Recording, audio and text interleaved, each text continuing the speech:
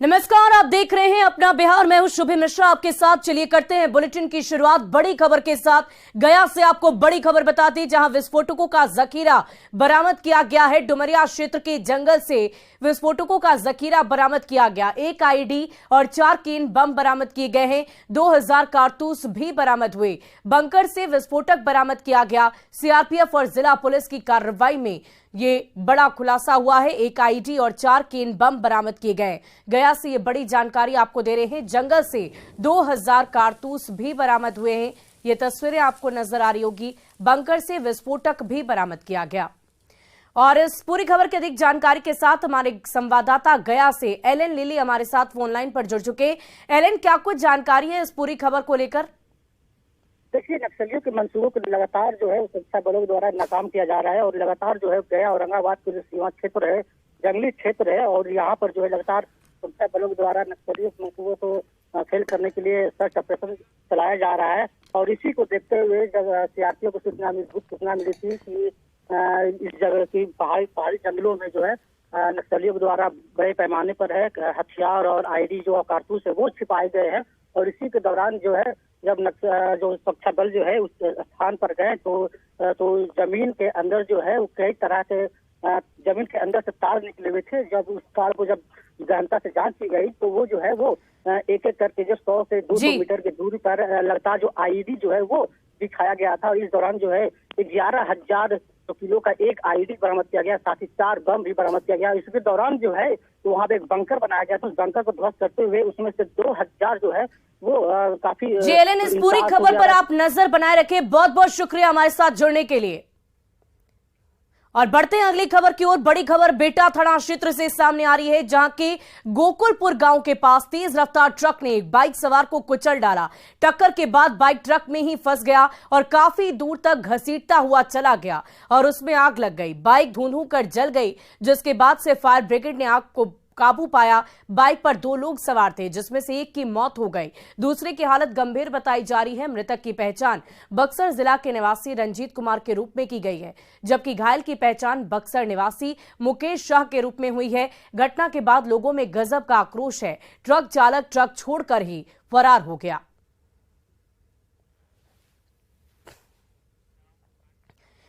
और कटिहार से आपको बड़ी खबर बताती, जहां कोढ़ा थाना क्षेत्र में श्राद्ध के भोज में लोग फूड पॉइजनिंग के शिकार हो गए। सभी बीमार लोगों को स्कूल में ही मेडिकल कैंप लगाकर इलाज किया जा रहा है और कई लोगों की हालत गंभीर बताई जा रही है। बताया जा रहा है कि कोढ़ा थाना क्षेत्र के बिशहरिया पंचायत के लोग गांव के ही एक श्राद्ध भोज में शामिल हुए थे। फिलहाल स्थिति नियंत्रित है।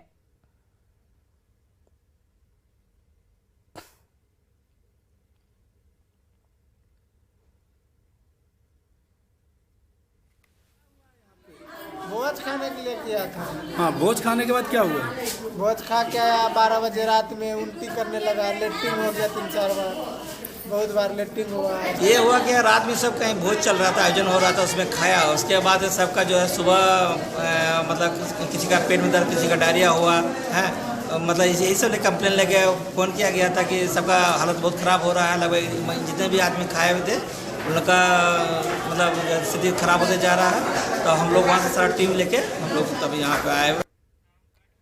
और बड़ी खबर बांका से आपको बता दें, जहां इंटर परीक्षा केंद्र पर प्रतिनियुक्त स्टेटिक मजिस्ट्रेट पर जानलेवा हमला हुआ, जिसमें वो बुरी तरह से जख्मी हो गए। जख्मी मजिस्ट्रेट को प्राथमिक उपचार के बाद भागलपुर रेफर कर दिया गया है। घटना सोमवार की दूसरी पाली की परीक्षा के बाद की बताई जा रही है। जख्मी मजिस्ट्रेट का नाम पंकज जायसवाल है, जो बांका जिले के बाराहाट के हरिहर चौधरी परीक्षा केंद्र पर प्रतिनियुक्त है। फिलहाल वो जिले के अमरपुर में प्रखंड कल्याण पदाधिकारी के रूप में नियुक्त किए गए हैं। बताया जा रहा है कि दूसरी पाली की परीक्षा खत्म होने के बाद सभी पुलिस और शिक्षक घर की ओर जा चुके थे, जिसके बाद लाठी डंडों से लैस कई युवकों ने उन पर हमला कर दिया। एक आरोपी का नाम राजुल अंसारी है। पुलिस ने आरोपियों के खिलाफ कड़ी कार्रवाई की बात कही है। इंटरमीडिएट परीक्षा के दौरान मैं स्टैटिक मजिस्ट्रेट के तौर पर वहां प्रतिनियुक्त था। सेकेंड पाली की परीक्षा समाप्त होने के बाद छात्र लोग चले गए थे। 5 बजे परीक्षा समाप्त हुई। उसके उपरांत आधे घंटे के उपरांत जब सभी सिपाही और एएसआई भी वहाँ से चले गए, उसके बाद एक टीचर और विद्यालय के कर्मचारी द्वारा सूचना दी गई कि 15-20 लड़के गेट के पास डंडा लेके खड़े हैं। और देखिए, इसी बीच बड़ी खबर आपको बता दें, टैक्स चोरी मामले में आयकर का शिकंजा देखने को मिला। जेडीयू एमएलसी के ठिकानों पर छापेमारी की गई है। राधा चरण शाह के कई ठिकानों पर रेड की गई। आरा में आयकर की छापेमारी, पटना और दानापुर में भी छापेमारी चल रही है। दिल्ली, यूपी समेत कई राज्यों में छापेमारी की गई। देश के कुल मिलाकर 1-2 नहीं बल्कि 18 ठिकानों पर छापेमारी की गई। आरा के बाबू बाजार स्थित उनके आवास, महादेवा रोड चौक स्थित दुकान में छापेमारी की गई। साथ ही साथ शहीद मोड़ स्थित होटल और शहर के बिहारी मिल स्थित उनके आवास सह कार्यालय और उनके आरा पटना बाईपास स्थित रिजॉर्ट पर छापेमारी चल रही है। पटना में चल रही छापेमारी में कई कागजातों के जब्त होने की बात सामने आई है, जिसमें टैक्स चोरी की बात भी सामने आई है। तो जेडीयू एमएलसी के कई ठिकानों पर छापेमारी की जा रही है। राधा चरण शाह के ठिकानों पर रेड की खबर आपको दे रहे हैं। अलग अलग ठिकानों पर यह छापेमारी चल रही है और आरा में आयकर की छापेमारी को लेकर यह बड़ा खुलासा सामने आया है। पटना और दानापुर में भी अलग अलग जगहों पर आवास, कार्यालय, रिजॉर्ट, अलग अलग ठिकानों पर छापेमारी लगातार जारी है।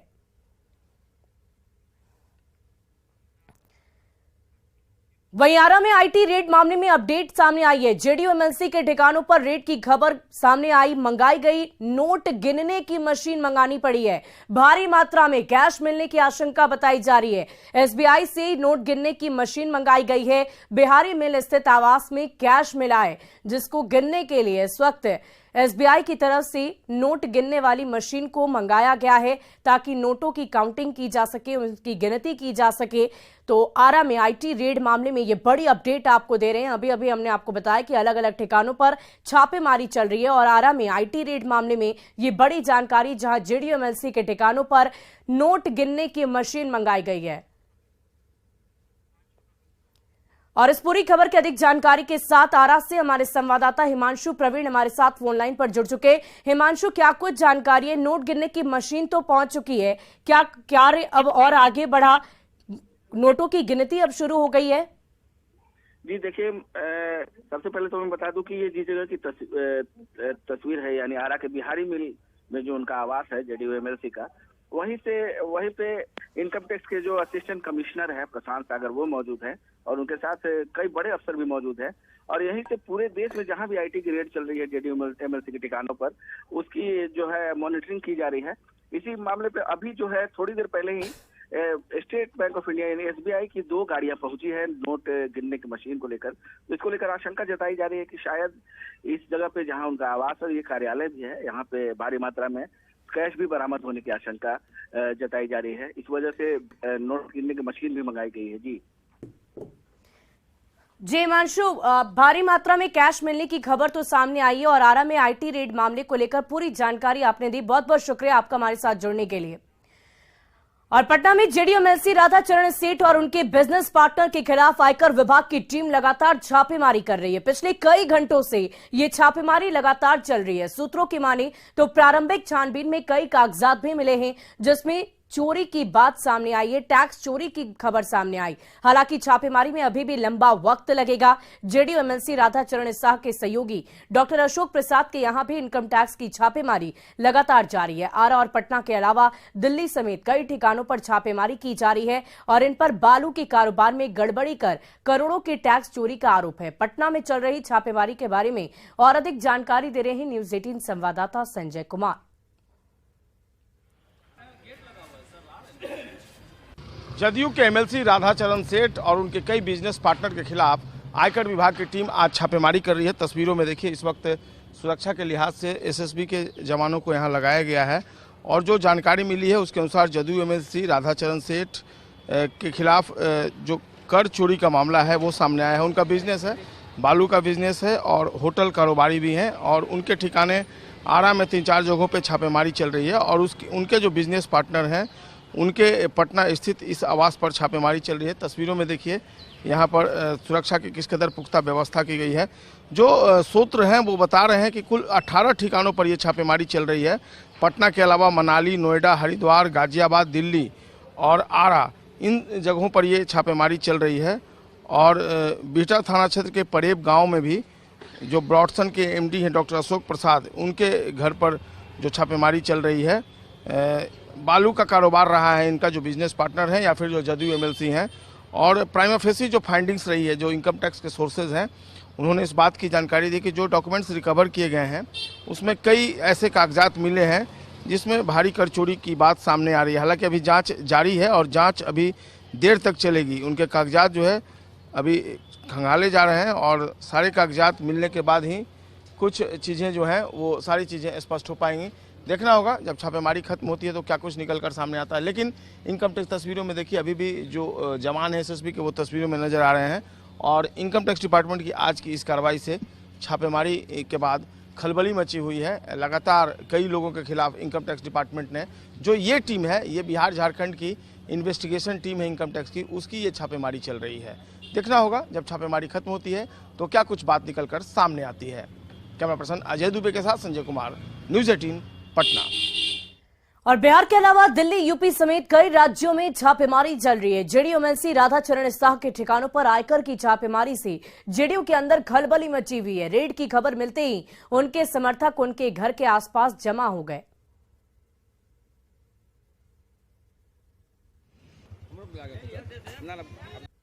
इस शहर में बहुत सारे गगनचुंबी इमारतें हैं, बहुत सारे लोग इधर उधर का पैसा करता है लोग, तो उसके यहाँ छापेमारी नहीं होती है। एक पिछड़ा का बेटा है, उसके यहाँ छापेमारी होती है। स्पष्ट जग जाहिर है कि खेत खाए गदहा, जो रहा धराता, और सब जात चोरी करे पिछड़ा धराता।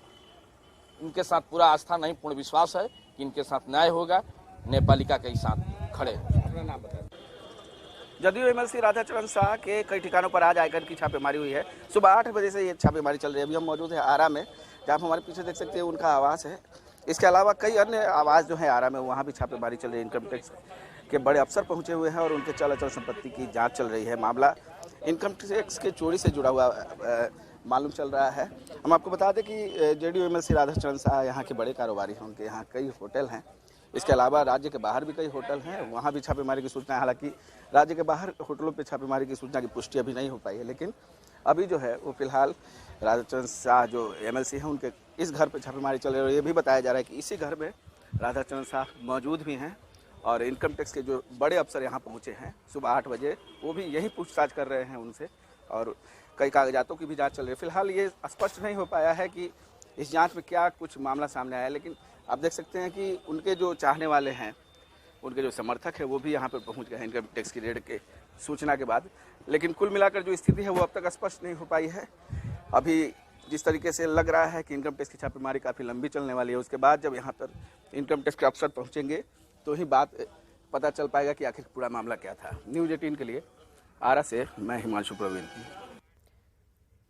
और बिहार में कभी पुल तो कभी मोबाइल टावर की चोरी हो रही है और अब चोर 2 किलोमीटर तक रेलवे पटरी ही उखाड़ कर ले गए। मामला समस्तीपुर रेल मंडल का है, जहां मधुबनी के पंडौल स्टेशन से लोहट चीनी मिल के रेलवे लाइन बिछाई गई थी और चीनी मिल लंबे समय से बंद होने के बाद इस लाइन को बंद कर दिया गया था। इस रेलवे लाइन का स्क्रैप बिना ऑक्शन किए आरपीएफ की मिलीभगत से स्क्रैप कारोबारी के हाथों बेच दिया गया। मामले के खुलासे के बाद रेल प्रबंधन ने कार्रवाई की है।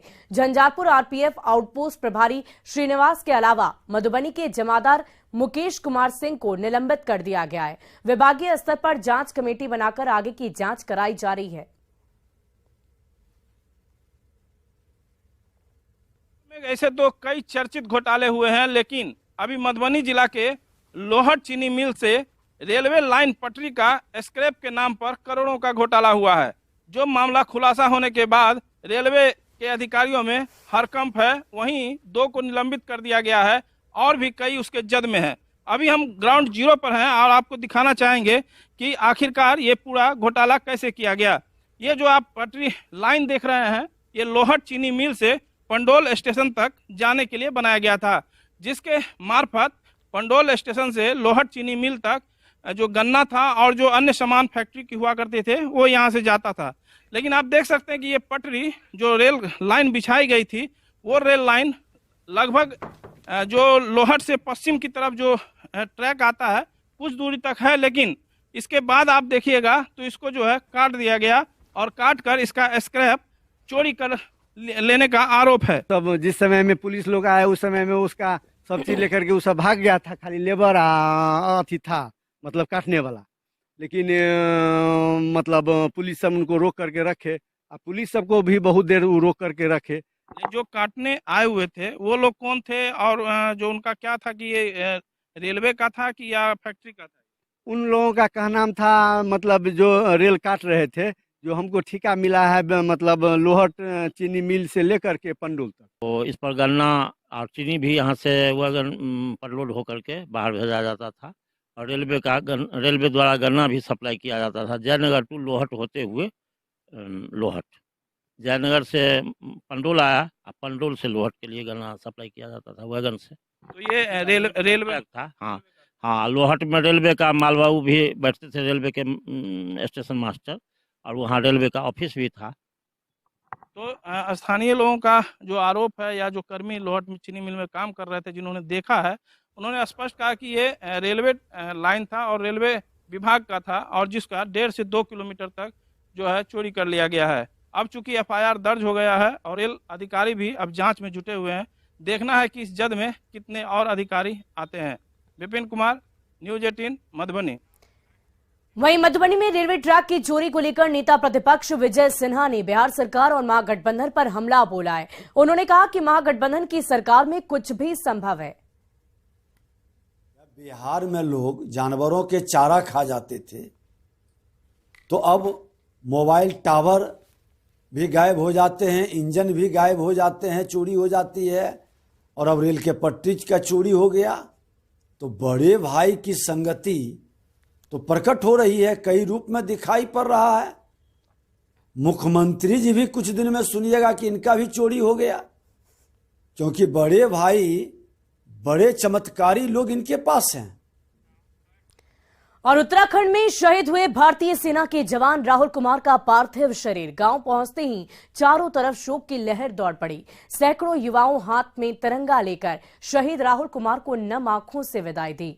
शहीद राहुल कुमार के गांव रामपुर से पार्थिव शरीर को अंतिम संस्कार के लिए सुल्तानगंज के गंगा घाट पर लाया गया, जहां राजकीय सम्मान के साथ शहीद राहुल कुमार को अंतिम विदाई दी गई। शहीद राहुल कुमार को उनके छोटे भाई रोहित कुमार ने मुखाग्नि दी। शहीद राहुल कुमार भारतीय सेना में नायक थे और उसी पद पर कार्यरत थे। उत्तराखंड के जोशीमठ में देश की सेवा करते हुए बर्फ में दबकर शहीद हो गए। शहीद राहुल कुमार की 4 साल पहले ही शादी हुई थी।